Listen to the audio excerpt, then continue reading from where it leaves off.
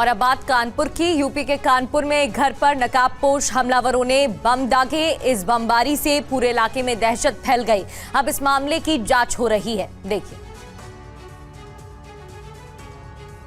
देखिए कैसे नकाबपोश 3 बदमाश कार से बाहर निकलते हैं और एक घर के ऊपर बम फेंककर तुरंत वहां से फरार हो जाते हैं। धमाकों की आवाज से पूरा इलाका थर्रा उठता है। इस बमबारी से गली में दहशत फैल गई। जिस कार से ये लोग आए थे, अब जरा उस पर भी नजर डाल लीजिए। गाड़ी की नंबर प्लेट पर पॉलिश लगा दी गई ताकि नंबर को पढ़ा ना जा सके। ये वीडियो यूपी के कानपुर का है, जहां कानपुर कमिश्नरेट के बर्रा जरौली इलाके में इस वारदात को अंजाम दिया गया। यहां अखिल भारतीय क्षत्रिय महासभा के प्रदेश अध्यक्ष के घर पर बदमाशों ने बम फेंके। वारदात के पीछे की वजह का पता नहीं चल पाया है। जिस घर के ऊपर बम फेंके गए उसके सामने की गली संकरी थी और इसकी वजह से पहले बदमाशों ने अपनी गाड़ी को बैक किया ताकि वारदात के बाद फरार होने में किसी तरह की कोई परेशानी न आए। घर के बाहर लगे सीसीटीवी में ये वारदात रिकॉर्ड हो गई और इसके आधार पर पुलिस बदमाशों की तलाश कर रही है। पुलिस का दावा है कि जल्द हमलावरों पर शिकंजा कस दिया जाएगा। पुलिस की टीम इस वारदात की कई एंगल से तफ्तीश कर रही है। और महाराष्ट्र के कोल्हापुर में तेज रफ्तार पिकअप गाड़ी ने महिला को कुचल दिया। इस हादसे में महिला की जान चली गई।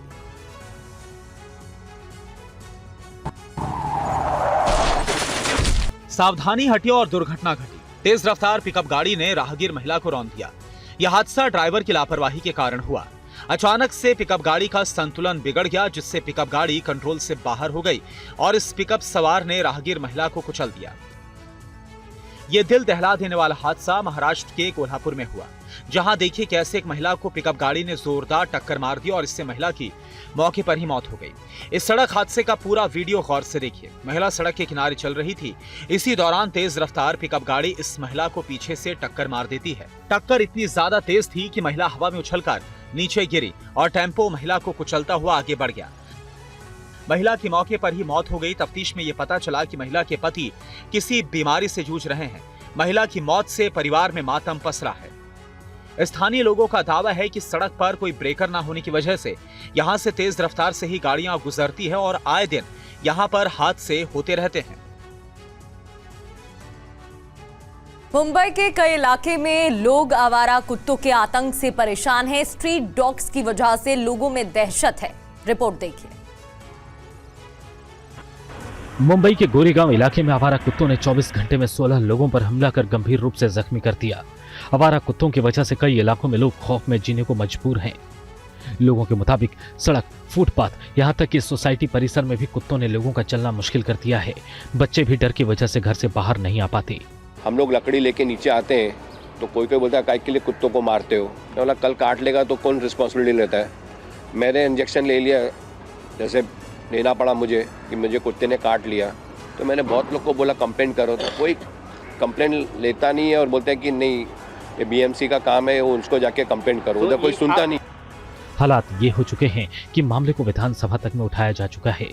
तुरंत उन्होंने कल वहाँ पे असेंबली में ये गंभीर मुद्दा वापिस वहाँ पे उठाया है कि ये आवारे कुत्ते जो है उनका तुरंत बंदोबस्त करना जरूरी है। एक रिपोर्ट के मुताबिक मुंबई में अब तक 30 लाख से ज्यादा लोग आवारा कुत्तों का शिकार बन चुके हैं। और मुंबई के बाद अब बात करते हैं दिल्ली की, जहां प्रदूषण से हालात खराब हैं। दिल्ली में बढ़ते प्रदूषण को देखते हुए सरकार ने ग्रैब 4 लागू कर दिया है। ग्रैब 4 लागू होने के साथ ही कई तरह के प्रतिबंध भी लगाए गए।